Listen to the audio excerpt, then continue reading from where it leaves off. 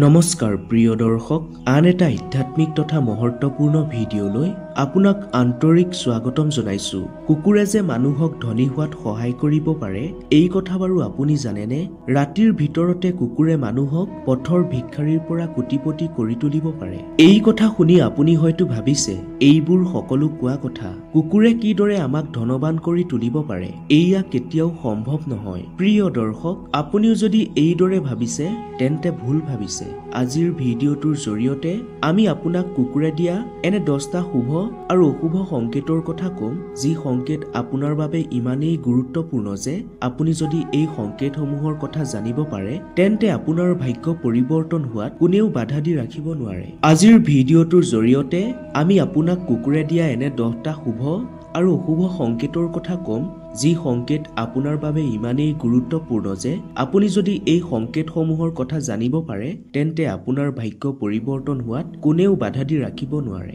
আমাৰ ধৰ্মীয় শাস্ত্ৰসমূহত খুব স্পষ্টভাৱে লিখা আছে যে ভৱিষ্যতে আমাৰ লগত যি ঘটিব বা আমাৰ জীৱনত যি হ'ব সেই কথা কুকুৰে আগৰ পৰাই জানিব পাৰে। যেনে ধৰক, আপুনি যদি ঋণগ্ৰস্ত হ'বলৈ গৈ আছে, সেই কথা কুকুৰে পূৰ্বৰ পৰাই জানিব পাৰে। একেদৰে আপোনাৰ জীৱনলৈ অধিক টকা পইচা যে আহিব, সেই কথাও কুকুৰে আগতীয়াকৈ উমান পায়। আৰু আপোনাৰ সেই কথা কুকুৰে কিছুমান সংকেতৰ জৰিয়তে বুজাই দিয়াৰ চেষ্টা কৰে। কিছুমান মানুহে এই সম্পৰ্কে বহু আগৰ পৰাই জানে আৰু তেওঁলোক সতৰ্ক হৈ থাকে, কিন্তু কুকুৰে আমাক কিদৰে সংকেত দিয়ে সেই কথা 90% মানুহেই নাজানে।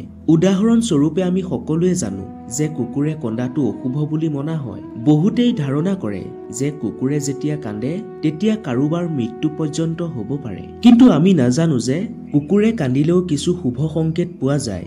যদি কাৰোবাৰ ঘৰৰ ওচৰত কুকুৰে কান্দে তেতিয়া বহু লোকে কুকুৰটোক মাৰি খেদি পঠিয়ায়। তেতিয়া তেওঁলোকে এবাৰো ভাবি নাচায় কুকুৰটোৱে কান্দিছে কিয়। এজন মানুহ যেতিয়াই দুখ কষ্টত থাকে তেতিয়া তেওঁ কান্দি দুখৰ কথা আনৰ আগত প্ৰকাশ কৰে, কিন্তু কুকুৰ এটাই তাৰ দুখ কষ্ট মনৰ ভাৱ প্ৰকাশ কৰিবলৈ কথা ক'ব নোৱাৰে। সেই প্ৰতিটো পৰিস্থিতিতে কুকুৰে কন্দাটো অশুভ বুলি নাভাবিব। কুকুৰে নিজৰ চাল চলনৰ পৰা আমাক বহুত সংকেত দিয়াৰ চেষ্টা কৰে। আজি আমি আপোনাক কুকুৰে দিয়া 10টা শুভ আৰু অশুভ সংকেতৰ কথা ক'বলৈ আগবাঢ়িছো। প্ৰিয় দৰ্শক, ধনৱান হোৱাটো সকলো মানুহৰে সপোন। পৃথিৱীত এনেকুৱা মানুহ হয়তো কোনো নাই বুলি ক'লেও ভুল কোৱা নহ'ব, যি ধন নিবিচাৰে বা ধনী হ'ব নিবিচাৰো বুলি কোৱা মানুহ আপুনি হয়তো ক'তো বিচাৰি নাপাব। কুকুৰে দিয়া কি সংকেতে আপোনাক ধনী কৰি তুলিব সেই কথা জানি লওঁ আহক। কুকুৰে দিয়া প্ৰথমটো সংকেত হ'ল, যদি কুকুৰে আপোনাৰ ঘৰত আহি পানী খায় তেন্তে ভৱিষ্যতে আপুনি আৰ্থিক দিশত উন্নতি কৰাটো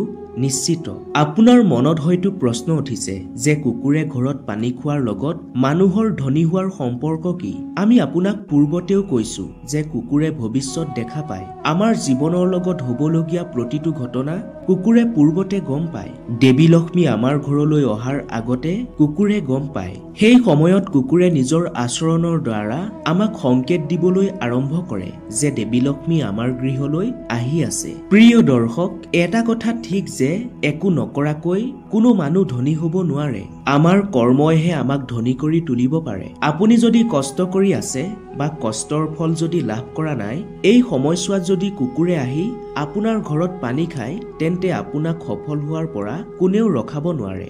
আপোনাৰ জীৱনত থকা সকলো বিপদ হতাশা আদি আঁতৰি যাব। আপুনি দেখিব যে আপোনাৰ যি ধাৰ ঋণ আছে সেই সকলো লাহে লাহে পৰিশোধ হৈ গৈ আছে।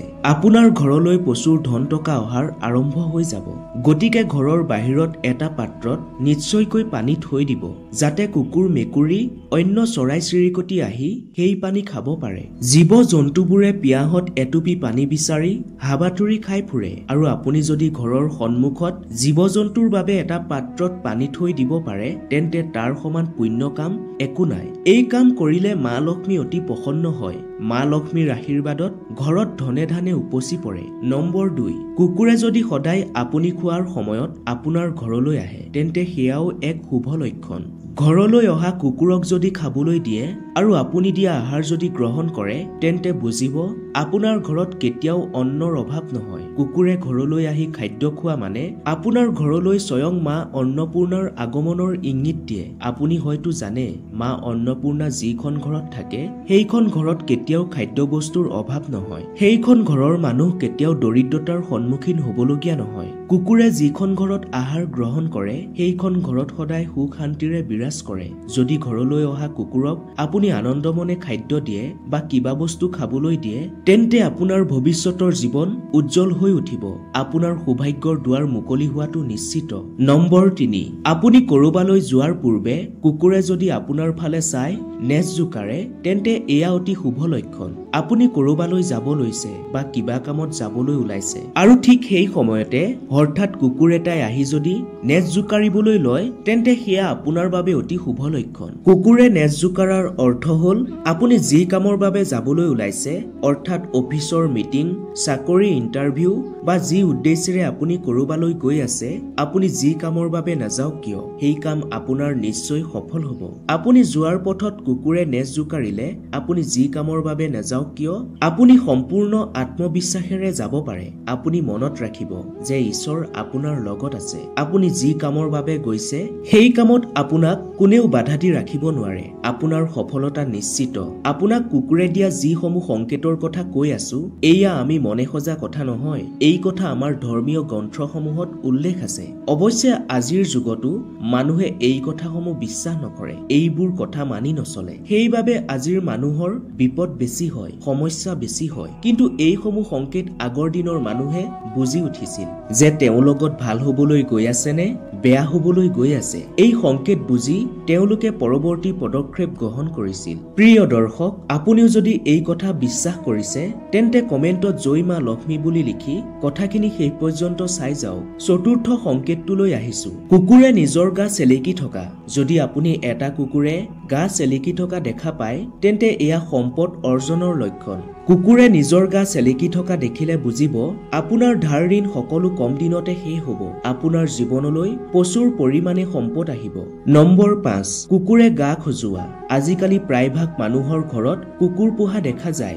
বহুতেই বিশ্বাস কৰে যে ঘৰত কুকুৰ ৰখাটো শুভ, কিন্তু কিছু সংখ্যকে আকৌ ঘৰত কুকুৰ পোহাটো অশুভ বুলি বিশ্বাস কৰে। কুকুৰে গা খজুৱাটোৰ অৰ্থ লাভৰ সংকেত বুলি কোৱা হৈছে। কুকুৰ যদি আপোনাৰ ওচৰলৈ আহে আৰু আপোনাৰ লগত খেল খেলিব বিচাৰে তেন্তে আপুনি বুজিব যে আপোনাৰ লগত ইতিবাচক শক্তি অধিক আছে। যাৰ লগত ইতিবাচক শক্তি থাকে তাৰ জীৱনত উন্নতি কৰিব পাৰে। প্ৰিয় দৰ্শক, ইমান সময় আপোনাক কুকুৰে দিয়া শুভ সংকেতসমূহৰ কথা জনালো।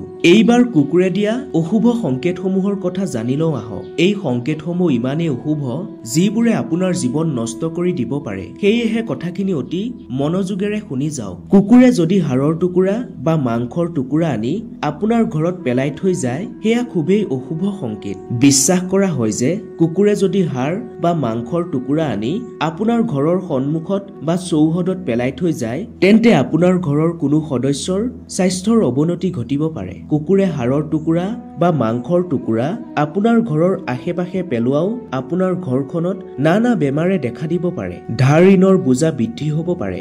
বিভিন্ন সমস্যাই আপোনাক লগ নেৰা হ'ব।